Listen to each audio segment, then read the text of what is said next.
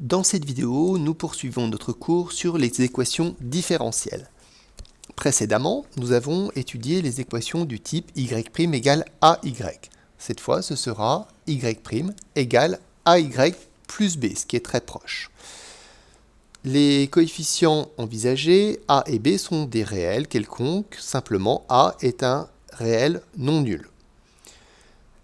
On commence par vous dire que cette équation différentielle admet une solution particulière constante qu'on va appeler f0 et sur laquelle on va s'appuyer pour le reste du théorème. La deuxième partie du théorème affirme que les solutions de l'équation différentielle sont les fonctions construites à partir de f0 en ajoutant les fonctions h, solutions de l'équation homogène y' égale AY. Nous allons procéder à la démonstration de ce théorème. Donc, la première chose qu'il nous faut démontrer, c'est qu'il existe bien une fonction f0 constante qui serait solution de cette équation. Donc, comme la fonction f0 qu'on cherche est constante, ça veut dire que le h' qui est là, la dérivée de cette constante, c'est 0. Et donc, il s'agit de trouver une fonction y telle que AY plus B est égale à 0. Donc, on va écrire AY plus B égale 0. Et ça, on sait résoudre. On va trouver que y est égal à moins B sur A.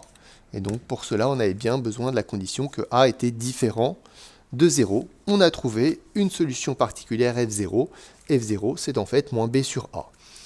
Cette équation-là, on ne va pas la prendre par cœur. On le refera à chaque fois dans les exercices. Maintenant, on va s'appuyer sur cette fonction pour construire les solutions générales de l'équation E. Le théorème, comme dans le paragraphe précédent, va être démontré en deux parties, le sens direct, où nous allons prendre une fonction de la forme voulue et prouver qu'elle est bien solution de E, et on démontrera ensuite la réciproque. On prendra une fonction solution de E et on prouvera qu'elle est de la forme attendue.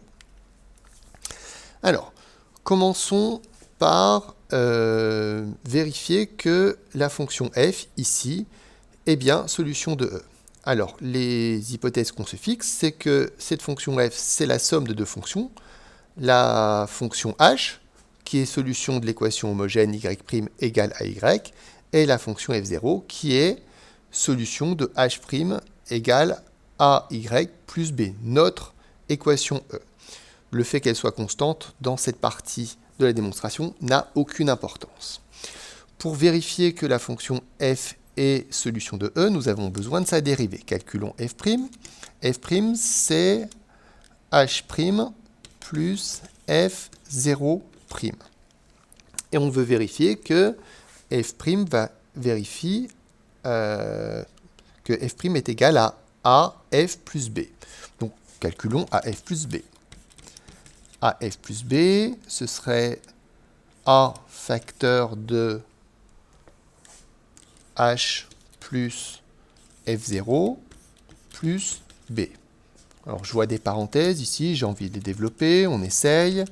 AH plus AF0 plus B, voilà ce qu'on trouve. Est-ce qu'on trouve la même chose de l'autre côté? Alors, vérifions. Ici, on a H'. Est-ce qu'on sait quelque chose sur H'?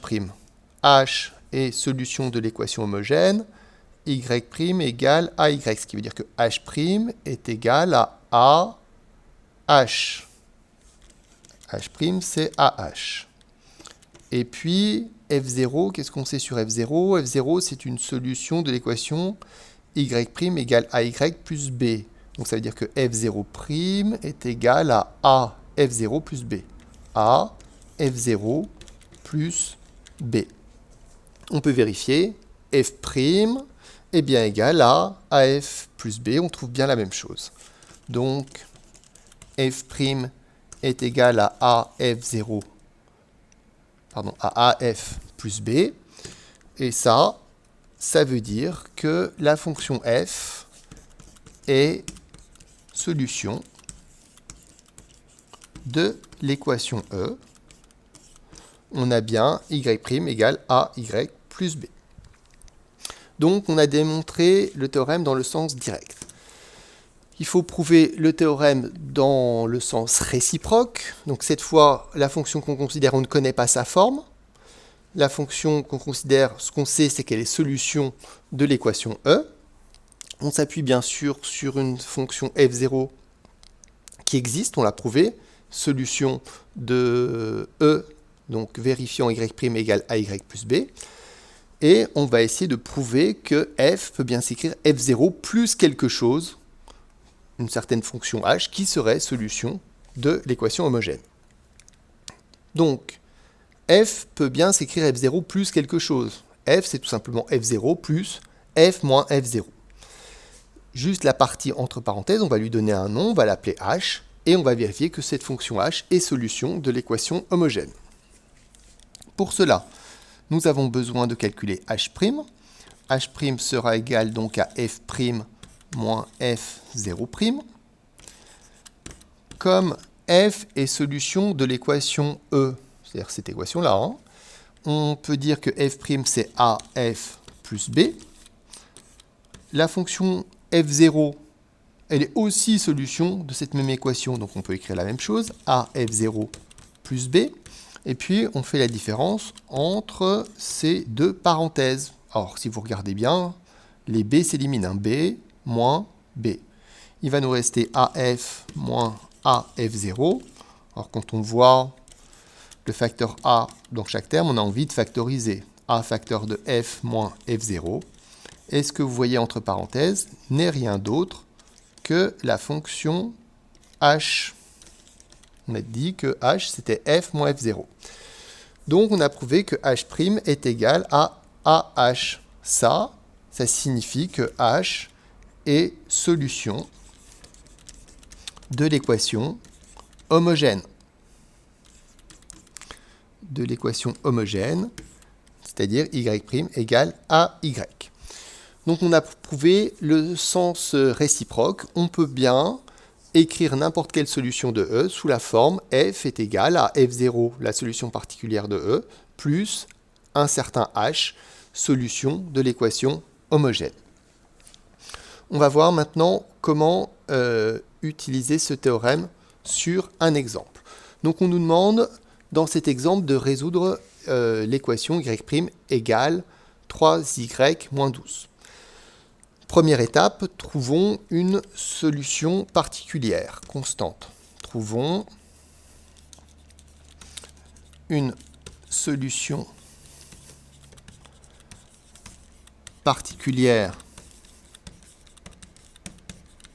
constante